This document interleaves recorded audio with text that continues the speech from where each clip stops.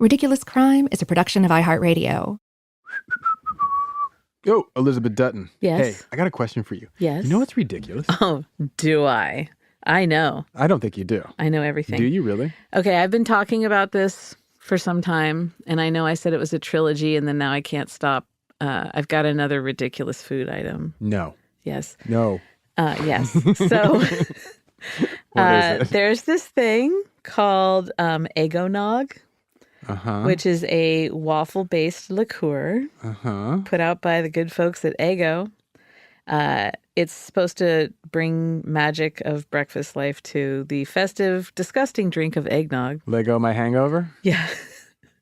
So it's called Eggonog Appalachian Sippin' Cream. What? Which sounds like a euphemism. Yes, thank you. I'm over here trying to not be dirty-minded. But they describe it as, quote, a decadent rum-based liqueur with cinnamon and nutmeg flavor notes. So it's got the Eggos, which you kind of associate with kids eating Eggos. Pretty much. Yeah. Pretty much a kid's food. So not for kids. Not really a breakfast thing either. So this would be like if there was like Pop-Tart cocktails where I'm supposed to believe this is for adults? I 100% believe that people are going to be slamming these at sorority houses across the country. Good call. I can totally see that. So the press release said, quote, paired perfectly with our Eggo thick and fluffy waffles, maybe even topped with a dollop of ice cream, Eggonog is sure to help parents Lego during one of the busiest times of the year. Oh, so this is for parents to get liquored up in the morning? Parents are like, look, inflation is high. Yeah. I can only afford 3 presents for my 6 kids. I'm just going to tie one on with some Eggonog. I'm going to hum right through these holidays. I'm going to sit out in the Ford Explorer in the driveway. Sipping on my nog. Pretending the kids cannot see me. Yeah, so Lego my Eggonog. There wow. it is. That's ridiculous. I think that's maybe even a step past ridiculous. And I got to tell you, that's not the end of my ridiculous food thing. You promised me. The moment I find one, the moment I will share it. I cannot be stopped. God damn it. Fine. Yeah. I just keep making me picture these. You know, I used to like food. Nope, not anymore. Yeah, huh? Well, my work here is done. Between this and, well, anyway. Elizabeth, Zaron, I've got one for you that is ridiculous. In fact, I've got multiple ones for you. I bet you do. This is a 3-header. Oh. Yeah. So, you know how I like to go fast? Yes. Yeah, okay, right? Well, and I may or may not have driven a stolen car or two in the past. I'm not saying I did. I'm just saying I may have. Hypothetically. And those are fun to drive fast because it's not yours, right? Now, let's just say, well, I've got one for you today, okay? This one is, I just love these stories. This is a couple of kids, a couple of stories about a couple of kids, and these kids who are driving fast in stolen cars. Oh, I love this so much.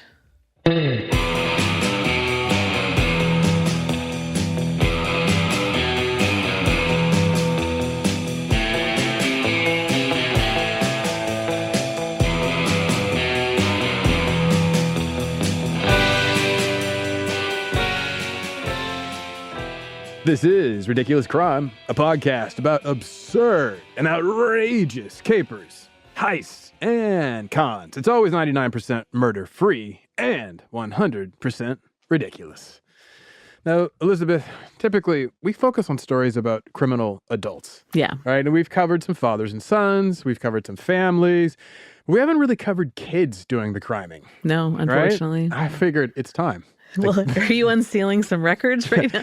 The day has come, and my parents are willing to face the music. No, this is not about me. No, this is a ridiculous crime story of kids in stolen cars, and it's multiple kids because I'm here for this. They're just so much fun. Yeah. Now, wait, I don't know, but for context, we'll say, I want to give you an example. This is what it's like when you talk about an adult crime story, right? Okay, just really quickly.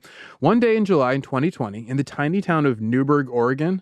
This is a hamlet that's home to about 25,000 people. It's outside of Portland. It's like a suburb. It's also a college town, home to George Fox University.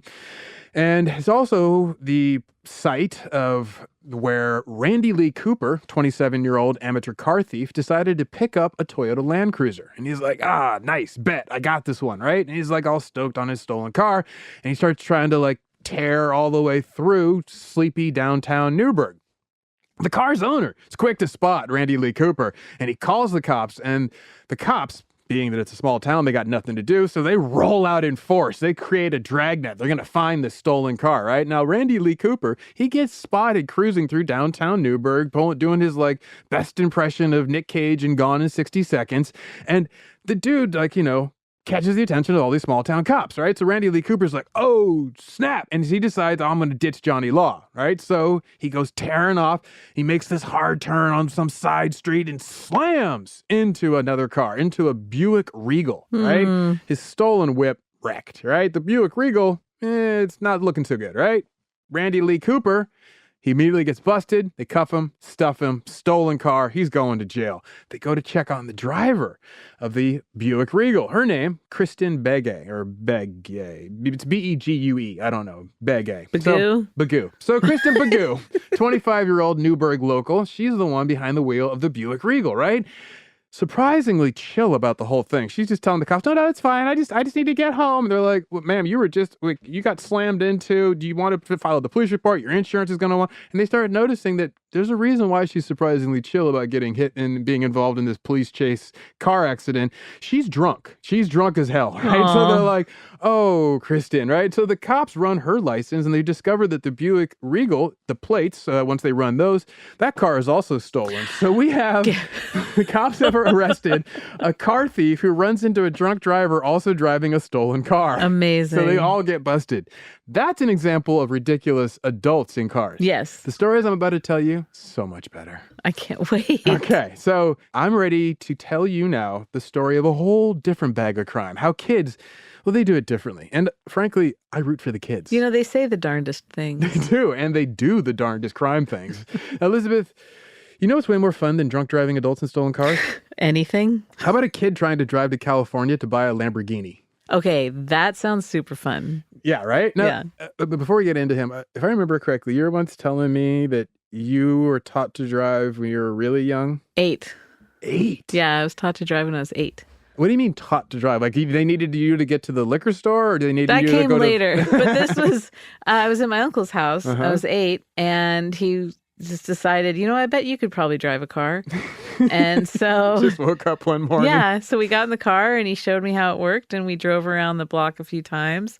Now, is he are you on his lap, and he's doing the pedals, and you're doing the steering wheel? You're behind the wheel by yourself. I'm behind the wheel. Got a good start. Yeah, it was good stuff. I liked going to visit him. So yeah, it was, obviously I was 8 years old and driving a car. Yeah, who would not love that? Why is he so chill about letting you drive? Because he didn't have kids at the time. So he's just now he has kids. If I did that to his children at that age... Oh, you'd never get to see him again? I wouldn't be doing this show. I'd be dead. Isn't that funny how that plays? Yeah. Well, okay. Now, as young as you were, 8 years old, when you got your start behind the wheel, can you imagine a 5-year-old trying to drive an SUV? Yeah, I could see it. Wow. You have a lot more confidence than I do. I was like, maybe I was just a small kid. Like, there's no way I could see over the dashboard, even if I was standing in the footwell. There are those challenges. Yeah, and I'm like, anyway, well, this kid, he's a 5-year-old. His name is Adrian Zamaripa, right? Adrian, he was home with his 16-year-old sister, Sydney Flores. And she was babysitting while both her mom and stepdad are away at work. And the family, they live in Ogden, Utah. I'm not sure if you know Ogden, but it's like nestled up against the Rocky Mountains. It's like one of those high desert type of communities. It's a very Utah city, very old school mountainy looking. And, family town, right? Now, at around 11 a.m., Sydney lays down to take a nap. Well, young Adrian's like, bet I'm free. So young Adrian does whatever he gets fixed in his little mind. He's like, you know what? I need a Lamborghini. Nobody's around. I think now's my chance.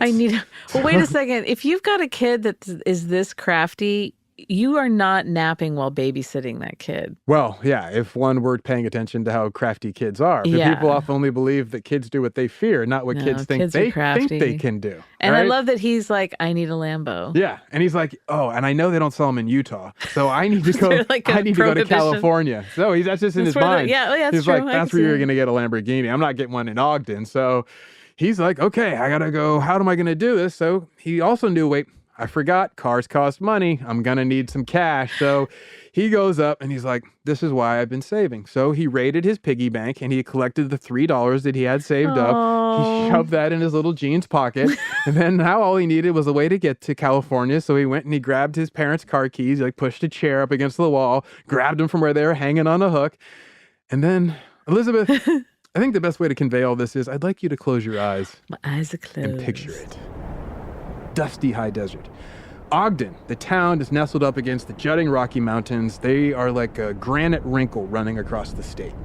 It's midday, still early, a little before noon. You're in a borrowed car. You're driving your friend's old bakery truck. On the side is a giant smiling bear holding a loaf of bread like it's a baby. The bread truck is old and it backfires whenever you let off the gas too fast. So you're like trying to keep a nice even tempo. Now you need to get to a farmer's market that you promised you'd help a friend run, right? And this one's down over in Park City, so you got to drive all the way down to Salt Lake City. Right. You're not excited about the drive, so you're just hoping you and this old ass bread truck can make it. So putting along as you're driving out of downtown Ogden, Utah, the silver SUV passes you and then merges into traffic in your lane. No turn signal. You're like, SUV drivers. SUV then continues and just veers across your lane on the on-ramp. Then it veers back into its original lane. Like, how drunk is this guy? Yeah. So you're wondering, is this person a danger for me in the bread truck? But you both merge onto the freeway. And interestingly, you both do it real slowly. I'm talking real, bread truck slowly and what's wrong with him slowly. Oh. Right? So you have the excuse, they have none. Yeah, so you're exactly. clocking them. You're like, what's up with the homie in the silver SUV? And he pulls on real slowly, and it's like the driver doesn't know where the gas pedal is, or he can't reach it. It's just something is not right about this driver.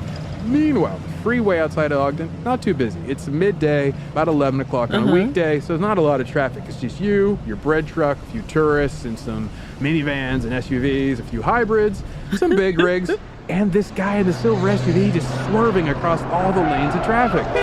You're like, what am I going to do with this guy? Because you can't really get ahead of him because you're putting along in your bread truck. And you're worried someone else is getting into a bad accident. Yeah. So you really don't know if you almost don't want to leave them. You want to kind of keep people away from them, right? So you also want to see if this driver's okay. So you're like, okay, come on, bread truck. You punch it. And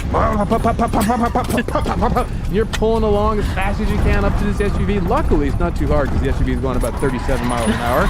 So you catch the SUV and then you look over and you see the driver. You're like, what's going on with them? Have they had a stroke or something? Nope, driver's just really short. And you look and you see through the window, it's a kid. It's a 5-year-old kid driving. He's just got a big old grin. He's smiling. He waves to you. Oh, no. And you wave back. And you're like, wait, why did I do that? What's wrong with me? And he's holding onto the steering wheel with both hands. And he's got this huge smile, right? And you're just like, that's so sweet. He's not scared. Not scared at all. Kid's just cruising on the freeway. He's on his way to get a Lambo. He knows where he's going. Now you're like, well, wait, what am I going to do? And you're like, this poor kid. And you're looking, there's no parents, there's no adults. You don't know what to do. You see behind you in the rear view a cop coming down the freeway. You're like, oh, thank goodness. So you just keep basically pacing this SUV, trying to keep them between you and the median, right? Yeah. Cop comes through traffic, doesn't notice you are the SUV going 37 miles an hour, zips through and disappears. You're like, are you? The one time I needed a cop. Why didn't I call the police, though? Why didn't I call highway Your cell phone patrol? doesn't work. It's because that's why you're going to the farmer's market. You need the bills to pay your cell phone. So you got no busted cell phone. I don't have a CB radio in this sweet bread truck. You got basically a bullhorn and some gumption. So yeah, that's the story of my life. So the Elizabeth Dutton story. Yeah, got some gumption and a bullhorn. So as you are pacing this SUV, you see a second highway patrol further back on the freeway. You're like, okay, this is my chance. So you decide, you know what, last time I had the guy boxed in, I'm going to move over one lane and give him the room to roam. Yeah. So you do exactly that, and he does exactly what you think because the kid's all excited. He swerves from one lane back into another lane, into the other lane. Cop sees him. Yeah. Pulls in right behind him. You're like, thank God. And then you get back in next to the SUV. Cop turns on the lights. The bubble gum machine lights flare on. You're like, yeah, get him. Not that you want to see the kid get busted. You're just so open. You kind of do. So you also, because, you're curious, you pull over too. Yes, I do. I was going to say, I have to pull over and quote unquote check my load. So you want to make sure everything's okay. So you and the bread truck pull in front of the silver SUV. Cop on the highway patrol pulls behind the silver SUV, and you're now watching in the rear view. You're like, I got to see the cop's face when he sees the kid. So the cop gets out of the car. He's out there on the I-5 freeway on the side. Utah State Trooper adjusts his belt, adjusts his pistol holster, adjusts his hat, gets up and starts walking up to the car. You're like, oh, buddy, you are in for one surprise. And right when State Trooper Rick Morgan reaches the driver's side window, he flinches. He sees the kid. He's like, "You're 5 years old. Wow, okay." You hear the trooper say, and you're like, "Huh?" And then he asks the kid, "Hey, kid, where'd you learn to drive a car like that?" By this point, the kindergartner, Adrian, a hopeful Lamborghini owner of the future, he has driven 3 miles from his home at about an average of 32 miles an hour. Wow. And he has safely pulled over on an I-5 freeway. And you're like, this is the wildest morning I've seen, and I'm driving a bread truck. With a bear on the side. A bear on the side. Now, you will manage to safely get to your farmer's market down at Park City because thank goodness. you're busy, but, you are a busy body, but you're also busy, so you bounce out. And Adrian is safely returned to his family. Wow. After this short break, I'll tell you what his family did when he gets back. Oh.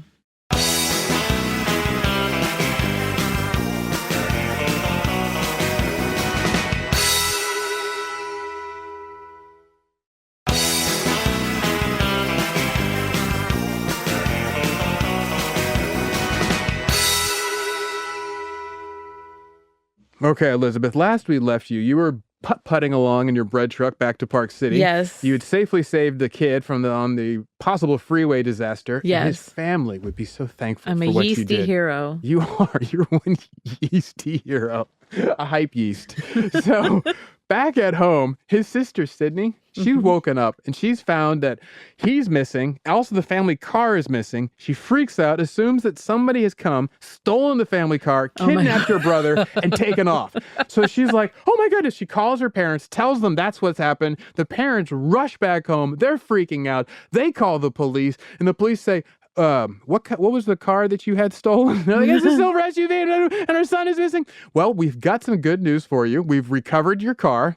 Coincidentally, we also found 5-year-old Adrian. They're like, how did you do that? And they're like, well, we got quite a story for you. So come on down to the station, right? Now, this story, happy ending as it has, nothing bad happened to Adrian. When it hit the local press, it goes national because people see 5-year-old steals car to drive to LA to buy a Lamborghini. They're like, what the heck?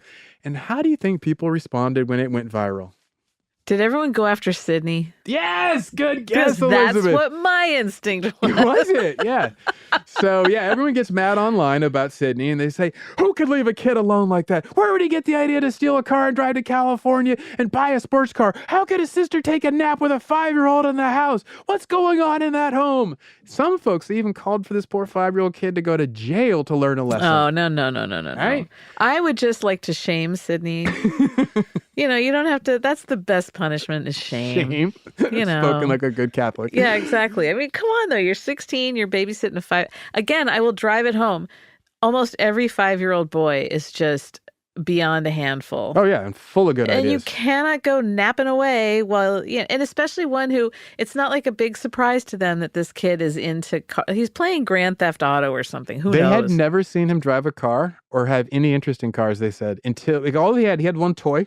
When he was 2, there was like one of the little push cars you put kids on. It's the only time they'd ever seen him be anything excited about a car. I don't buy it. I know, that's what they say. Yeah. But I got a little bit for you about Sydney, the sister. Okay, yeah. She said, and I quote, "The one that hit us the most was when a lady said that she wished death on him. These people know nothing about what goes on at our house. They don't know how hard my parents work. We cannot believe how many haters were out there." Someone wished death on the boy? Yeah.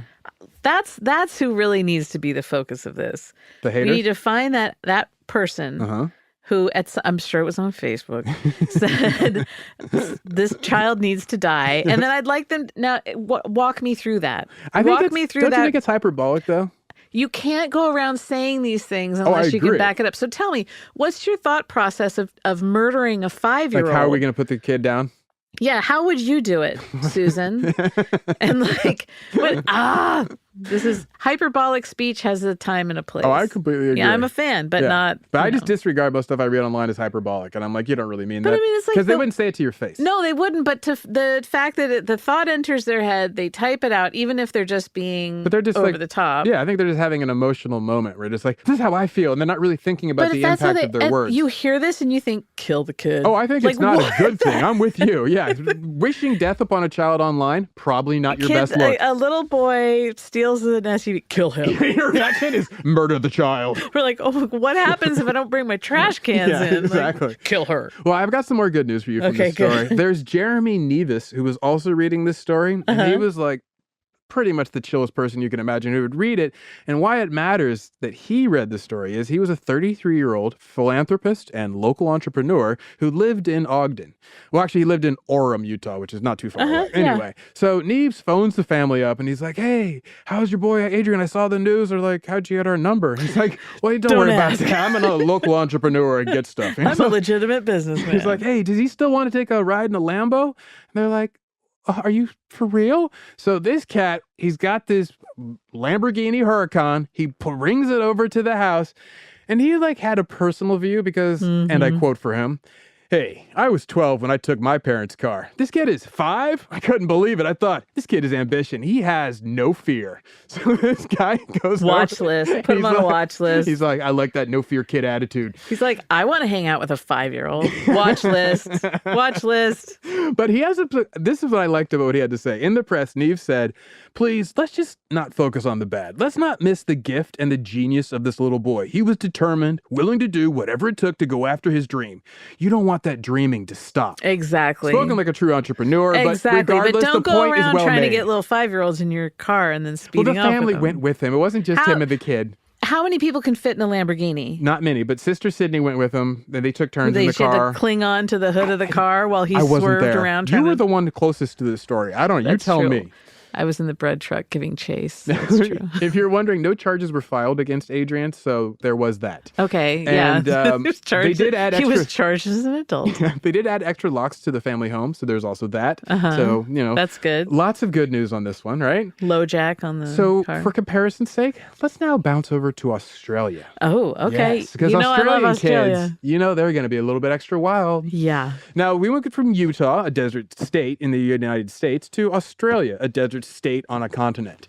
So we're in Australia now. We love Australia, you and I. We do. We've covered quite a few ridiculous crimes from there. They come to us from that beautiful land down under. We love y'all. Keep them coming. I have to say, I didn't really have an opinion one way or the other about Australia when we started this show. Really? Yeah. I've always loved Australia. It's the Texas of the Pacific. Everyone I've ever interacted with now is amazing, and I love them. Yes, they're the best. It's the best thing the I'm Brits sold. ever did. I'm sold. This story involves some older kids, all right? So you don't have to be so nervous this time. There is a 14-year-old boy, two 13-year-olds, and a 10-year-old girl. And they are a cluster who are running the streets. Criminal enterprise. Exactly. So one Saturday in Australia, they decide, you know what? We've had enough of our coastal Queensland hometown. Rockhampton's boring. We need to get out on the road. And they decide we need to get out to the big wild world and see more of this continent we call home. So they're like, let's drive across Australia. We're a couple of kids with some free time. We got a week off of school. Oh, yeah. So they grabbed all the cash they had between them, and they packed up some fishing like rods. $12. Like they're like on a Huckleberry story. And they put that in the back of a 2004 Nissan Patrol, which is apparently a Nissan Pathfinder over in Australia. Yeah. So they grabbed all the cash. They have the car, the fishing poles, and one kid leaves a note for his family saying, I've gone across Australia. Be back later. Right? I love him. So the kids load up and boom, off on the road on walkabout. Good for them. Now, if you were to go full Huckleberry Finn and run away, and you're like with a couple of your friends, what would your plan have been? Like, would you just At be that like, age or now? No, at that age. I know your plan now. I don't know. I liked the whole river life at that point. I'd probably... Oh, so you want to go to like see like a river? Yeah, go further up the American River and lazy river it on down. That's a good call. I don't know. They honestly. drove to the coast. Yeah, in order to answer that question, I'd have to have friends at that age. Fair enough. Poor me. Fair enough. Well, these kids, friends as they were, this gang, they all load up and they plan to drive 1,000 kilometers across Australia. And to make good time, they decide we'll drive in shifts. So the kids are going to drive 24 hours a day in shifts, Smart. just taking turns sleeping. And by early Sunday morning, they about around 4:35 a.m. they pull into this truck stop, the Banana truck stop, and this truck stop is named for the town of Banana. Now, which is home to hundreds of people, mind you. Now, if you're wondering, no, Banana, Australia was not named after the popular fruit. But wait, Zaron, if the town is not named after the popular fruit, what is Banana, Australia named after? Thank you for asking, Elizabeth. The Banana crime family. It is also not an Aboriginal word that's coincidentally the same. These are all great questions, Elizabeth. According to the local press. I'm just dumbstruck right now. And I quote, Banana is a town of a few hundred people that grows no bananas and is named after a dun-colored bull. A banana. Yeah, apparently the bull is named Banana. And it was named not after like a breed of them. They named the town after a specific... After a single bull. This one bull was named Banana, and they're like, we should name the town after that bull. We love that bull. That's amazing. And I had to look this up because I didn't know what done. I know done is the verb, like to done, but I didn't know it as a adjective for a color. D-U-N. Yeah, do you know what it is? Uh-huh. What color is it? It's a slightly... It's like yellowish, brownish, dark gray color. Yeah. And then also a nearly neutral, slightly brownish, dark gray. So it's either way, slightly brownish gray. Yeah. Anyway, so at the banana truck stop, cashier Harry White, who was not working that night on the overnight shift, he wasn't there at 4:35 in the morning when they pulled in. But when he gets to work, he checks the CCTV and he's like, what happened? And it's like, for whatever reason, all hyped to find that these kids have rolled through and stolen some gas. So he calls the cops. These kids came through, so cops come out. He's all, hey, like, Harry Banana here. I got a crime on my hands. So Harry Banana calls and the cops are like, we'll be right there. So he's like, okay, when the police comes out, he's like, shows them the footage. He's like, you see this? They're loading up the gas. See this guy? He's one cool customer. Now, I'm with him. To quote MCA, I've watched the footage. He was cool as a cucumber in a bowl of hot sauce. I'm telling you, Banana ain't seen something that cool in quite some time. Harry Banana looked and he could automatically tell these were kids? Well, yeah, because he's got the CCTV footage. Well, that's a good point. Slight grown-ups. It's a very good point. Perhaps they are some Denisovian type people from the South Micronesia area, and they've just actually they were kids because they looked like kids. So they had like sideways baseball caps and overalls. Well, they're like 10, 11. They're not like, quite, they're raw boned. They're showing growth spurts. I'm trying to give the benefit of the doubt. Well, the one kid was like apparently like talking to other customers there at 4:35 in the morning, and he was like hanging up the pump. As Harry White recalled, and I quote, he turned around to his mate or passenger in the car, had a small conversation, which I assume was, hey mate, get it ready, we're gonna get out of here. And that's when he put in the Bowser and got in his car and shut the door and took off. He put in the what? I don't know. I have no idea what a Bowser is. In fact, for you, I didn't even look it up. I said, I'll just tell Elizabeth. You busted an Elizabeth. What is that? I don't know. Who cares? It's a gas pump ratchet. That's what it is. It's a ratchet? It's a gas pump ratchet. No, that's what we're just going to call it. Okay. So, who knows? Who cares? Yeah, I assume it's the hanger. I don't know. So in the town of Darndest, Bowser, in New South Wales, the cops spot the stolen... the banana Bowser. The very particular banana Bowser. So this banana Bowser... Oh, wait, where was I? Who knows? Who cares? Go ahead. Traveling in the town of Darndest. Cops spot the stolen car because everyone knows to look for this 2004 Nissan Patrol because the cops have been alerting each other, right? At the wheel, they see this 13-year-old, right? And they're like, oh, let's give chase. And so they go after the kid. Apparently, this kid could handle speed because he ditches the cops. Nice. They weren't able to pull the kid over, and they actually give up the high-speed chase. And they're like, look, it's not only the local cops, there's also Australian Highway Patrol involved in this chase. None of them can catch this kid. And what kind of car are they in? Just like a Nissan, like a Pathfinder, like an SUV. But like with lifted. It has like one of these in Australia you're gonna be driving through rivers, so it has like the air pipe that goes over the top and everything. It's a serious rig. Yeah. Nice. So they're like ready to like go into the red clay and bounce around if they have to, chasing kangaroos to ditch the cops, right? So, and the cops, and I quote, said there was a short pursuit up there with the highway patrol, and due to the ages of the driver and the road conditions, that was terminated by the highway patrol officers and the general duties police that were involved. They're like, we can't keep up with this kid. Amazing. So they bounce. Yes, my little babies. The kids make it to where they're going, which is a little town called Grafton. 600 miles or 1,000 kilometers for those outside of the U.S. And I say, good on you kids, right? At 10:40 in the morning, they pull into Grafton. They're like, hey, we made it. Get out the fishing poles. But like I told you, the local police have been notified all along. So they're just waiting for them. It's not a big town. So when the truck pulls in, they're like, that's them. Let's get over here, Gary. So they go over and the highway patrol, local cops descend on the Nissan. The kids park it, but the cops surround the car. The kids look out from inside, and they talk to each other, like, anyone want to get out? The cops are like banging on the window. All right, kids, get out now. All right, come on now. And the kids are like, nah, we don't think so, mate. Nice. So they refuse to get out of the car. They just sit in the car for a while. The cops are like, well, now what do we do?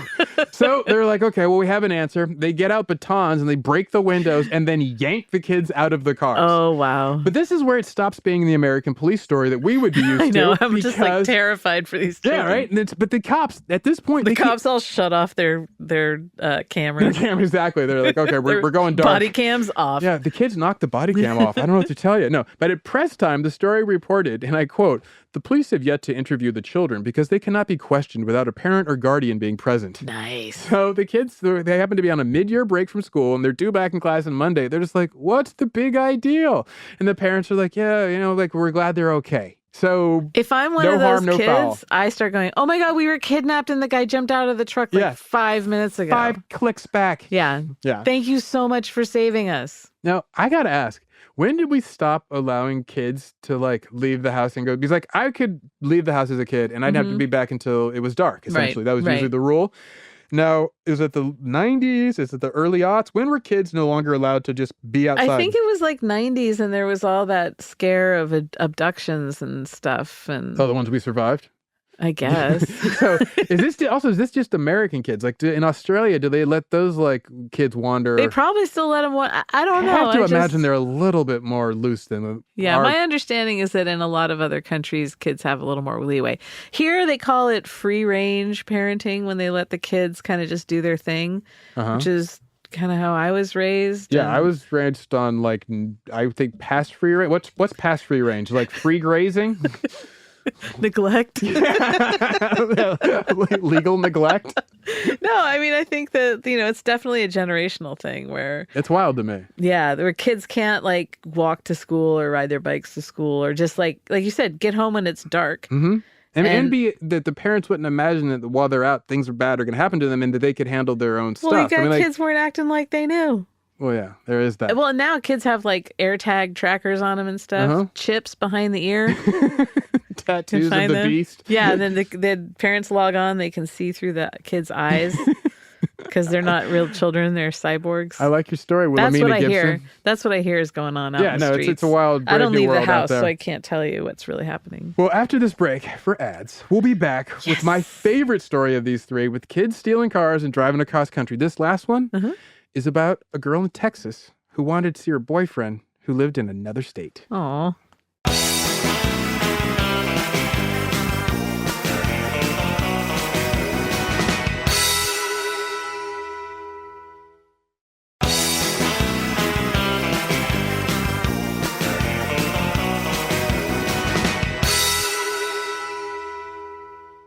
Okay, Elizabeth. Zaron. Buckle up, Buttercup. You ready for my favorite story? Yes. I'd like you to meet Elizabeth Robinson of Cypress, Texas, which is near Houston. Now, I'm going to show you her picture because I want you to imagine her. Oh, little That's my sweetie girl, pie. Elizabeth, right? Something of a tomboy. And then here's another one of her it's a school photo. What a sweetie. Right? Look at that smile. So my girl, Elizabeth, as I said, something of a tomboy, but yet also still very much a Texas girl. Mm-hmm. She is a, big hair, closer to God kind of girl. No, but in all honesty, she's like a sweetheart. And in September 2012, this 13-year-old, Elizabeth Robinson, decided time to get free. Yeah, well. So her mother, who was named Tressa Robinson, Tressa recalled to local press at the time, and I quote, she had mentioned that she was talking to a boy online and said he was her boyfriend. She started staying in her bedroom more, isolating herself, where she was always with the headset, always talking. That's how they communicated, through the Xbox. So her parents don't understand their gamer daughter, right? Exactly. Now, Xbox love affairs, that's probably not something you're familiar with. Isn't it? I think that's the way that a lot of kids get around not being allowed to be on cell phones or stuff or computers. They're like, meet me at the Xbox. I don't know how that all works. My cousin, Meet me at the Xbox at 7. Log on and we'll just chat. I'll be at the shopping mall on my Xbox. All right, well. Bring your Xbox. Much like, those who don't understand those kids. The parents don't understand their gamer daughter, and they're like, I don't know what's going on with this Xbox love stuff. I don't believe it. I'm just glad she's not watching porn, right? So they're like... Well, and let's hope he's not like 37. Yeah, no. So she's 13. Her boyfriend's 12. He's age appropriate. In fact, she likes him young. Yeah, she does. Good for her. So the parents, they do what they think is good for her because they're worried about her being in love with this boy who lives in a different stage. She's becoming withdrawn. So trying to be good parents, they go, what can we do to help Elizabeth? Let's take away her Xbox. I know it will help the situation. That'll probably make things better. What's her connection to the world? Why don't we take that away?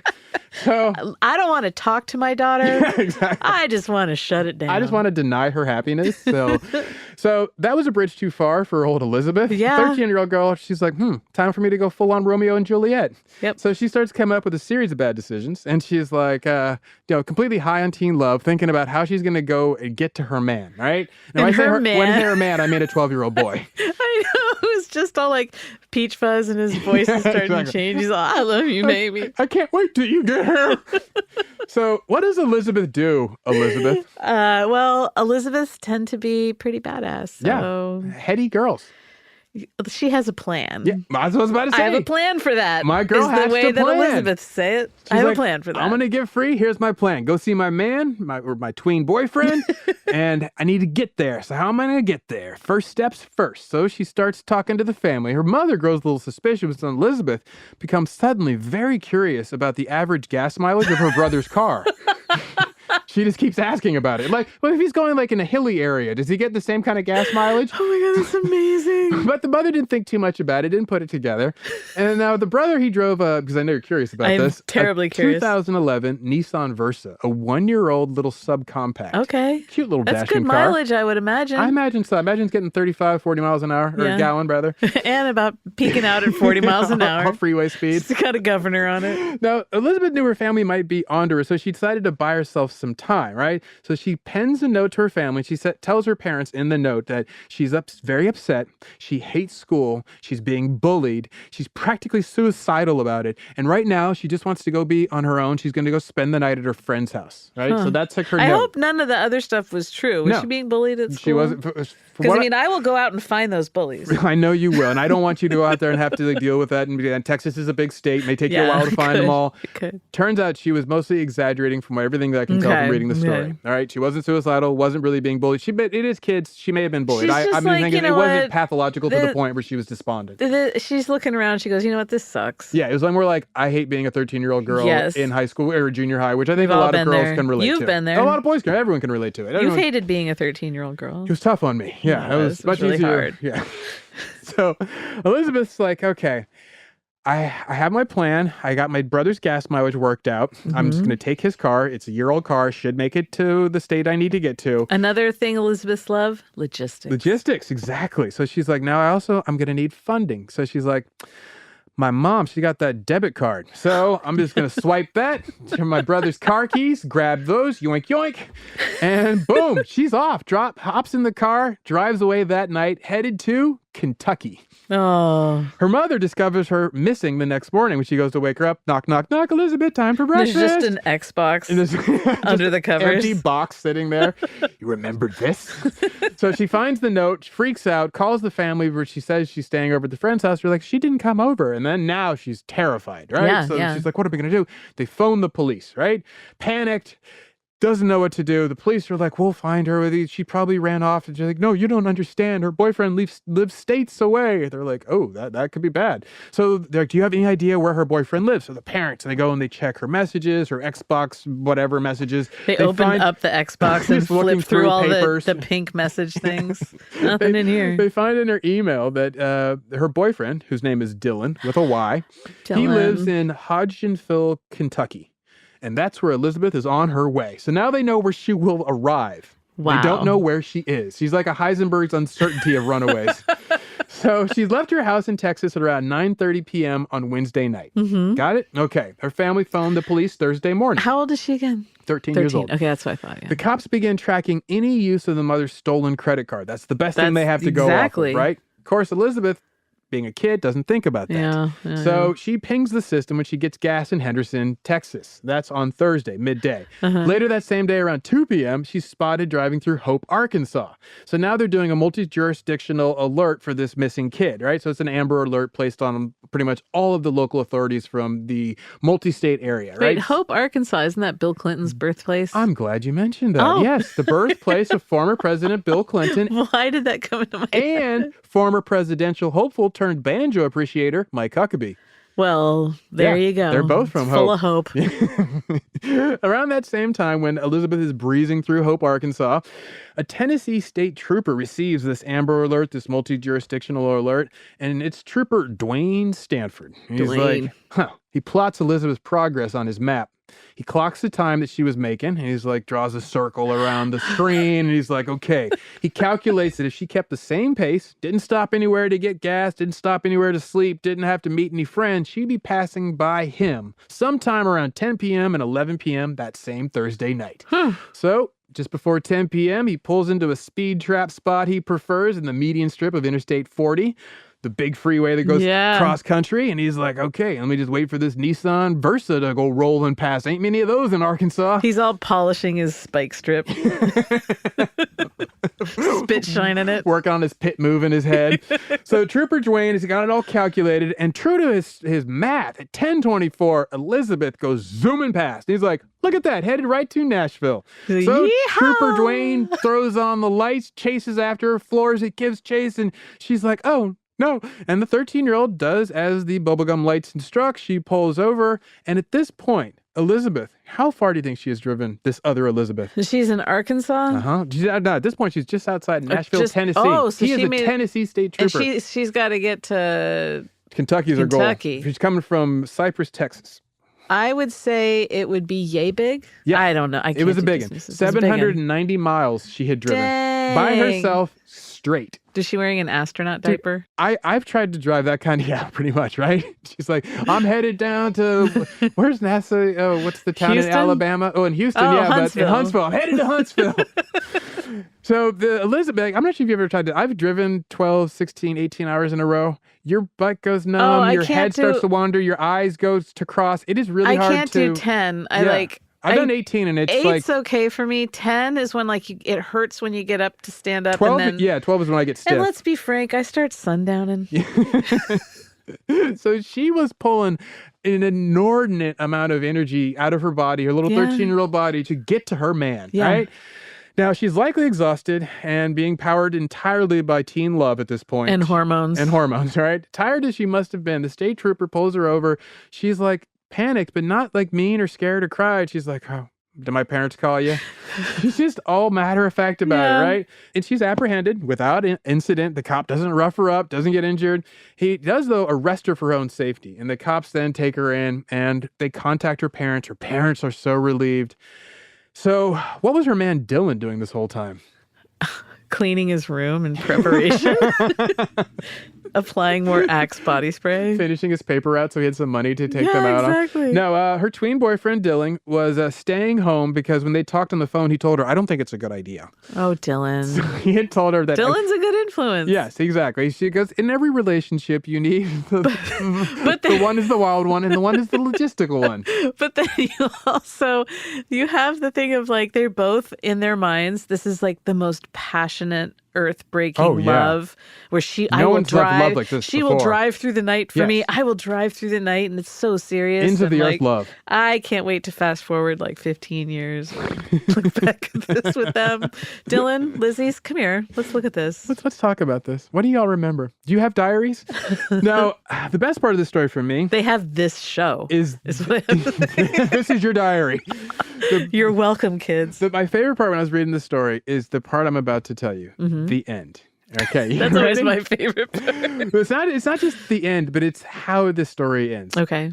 So Dylan, he was sitting there waiting in Kentucky in Ogdenville, and he doesn't leave his house, and he told her, I don't know if it's a good idea, baby, for you to come this way or whatever he said. Oh, baby. Yeah, no, she gets arrested, and he doesn't Dylan doesn't immediately find out because the cops don't call Dylan, they just call the parents. But the parents, when they find out, the dad, Elizabeth's dad, the one who decided, we got to take away this Xbox, right? Yeah. Big old Texas dad taking away the Xbox, doing what's right for his daughter. He drives from Texas the 800 miles to get to Nashville to pick up his daughter. And you would think when this Texas dad gets there, he's going to be furious and he's going to read her the ride up one side of down and down the other, right? Instead, he does not scream. He does not shout. He shows up and he smiles. He goes, where's my baby girl? And then when he sees her, he says, baby, you okay? And she's like, I'm sure, daddy. She's like, you really scared us, baby girl. And she's like, oh, I'm so sorry about that, daddy. He's like, well, we need to get you to Ogdenville, Kentucky, don't we? And he drives her the rest of the way so she can go and meet Dylan for the first time. And then he officiated their child wedding. Because he had to make now it up you gotta to her. live with it, He's Elizabeth. like, look, I broke you all up. I'm going to put you two together. And they'd never met face to face. And he drove his girl. So that drive from Nashville to Ogdenville must have been a sweet one for the two of them. Oh, yeah. But was it like an episode of Catfish when they get there and they see each other in real life? Like, oh, wait. You know what? You don't look like that teen heartthrob. I believe it was love at first sight. Moon eyes, hearts in their eyes. Like I'm going to hope so. Yes, I believe that they were. You're a romantic. Yes, I am. I am the most romantic. I'm a fatalist. You're over here going, I just hope neither one of them hurt the other. Dylan's 46 years old. It turns out he's actually married. He's 46. He's got a 12-year-old son who's been using his photos. No, Elizabeth. This Elizabeth, we're going to give her the sunshine and the rainbow ending that I believe in, which is the dad took them there and the two of them met for the first time. Sweet of the dad. They went and they had a Sunday and, talked about Xbox. Well, and the dad got over his fears. We operate out of fear and that turns into anger in those times. And yeah. So what's our ridiculous takeaway? We got to lower the driving age. We got to start issuing licenses way earlier. 12, People 13. always want it later. I'm like, no. Earlier. I see the way these grown folks are driving around here. Knock it down a little bit. And also maybe knock it down and bring it down too. I think... if you're 95, look, we're letting 12-year-olds drive so you can't be on the road anymore. I just think we need to be more stringent. If this Elizabeth could get in the car and hammer down and be safe about it, go ahead, girl. Well, yeah, my farm family, they all grew up driving the truck to town, to the seed feed store or whatever, and then back because there's nothing on the country road. So it's really what you expect of the children. But then also there are the conditions of a country road is very different than driving on, MLK in Oakland. Well, and this is also going to get back to something I harp on all the time is we need better public transportation infrastructure in this in the country. Good point. She could have taken a train. That would have been super romantic. Where she would get on the train and then she'd listen to some singer-songwriter indie rock with her head resting against the window and write some poetry about the whole thing. And then Dylan could be waiting at the train station. You could listen to Tracy Chapman talk about a fast car instead of having to drive one. Exactly. You don't have to live these things out. And then little one, the 5-year-old, he could have just gotten on a train like little Paddington. Heading out to pick up a Lambo. I like where your head's at. Yeah. Well, my ridiculous takeaway, Elizabeth, and thank you once again for asking. You're so welcome. The kids are going to do what kids do. True. Right? And which is that they overestimate. And I, as a kid, a former kid, I know that this was definitely true of me. You overestimate what you're capable of. Yeah, I still do that as an adult. But regardless, when you're dealing with kids, it's best not to imagine what you think they're capable of, but rather focus on them, pay attention to them, and go, what do they think they're capable of? Because that's what they're going to do. Yeah, that's so not what true. you imagine, what they imagine. Yeah, exactly. It's so skewed. Well, and also a lot of this could have, you just talk to the kids. My God. Yeah, that's another one. Maybe talk to the kids. Kids are fun to talk to. Talk to them. They say some crazy stuff. It's awesome. They are the best. And they love trains. Next on Ridiculous Trains. Well, thanks for listening. You can find us online at Ridiculous Crime on both the Twisters and the Instagrams. You can play a game of Twister. And we got the Intelligent Discourse on Twitter, apparently. And we've got the pictures on Instagram, allegedly. And these photos we put up there are for you to be able to see the episodes and all these fun people we talk about, some of the sites. And also on Instagram, there are the stories where you can find some giggles. If you'd like to get a sneak peek of new episodes, we throw them up on both Twitter and Instagram, so check both. And if you email us at ridiculouscrime@gmail.com. One caveat about Instagram for this specific episode, we don't put pictures of kids up. Yeah, and there'll be no pictures of the kids. So, I don't know what you do on your free time to look it up, but we don't put them up. So just a heads up. Just take our word for it, Elizabeth's dope. Yeah, she's a little cutie. Thanks for listening. Bye.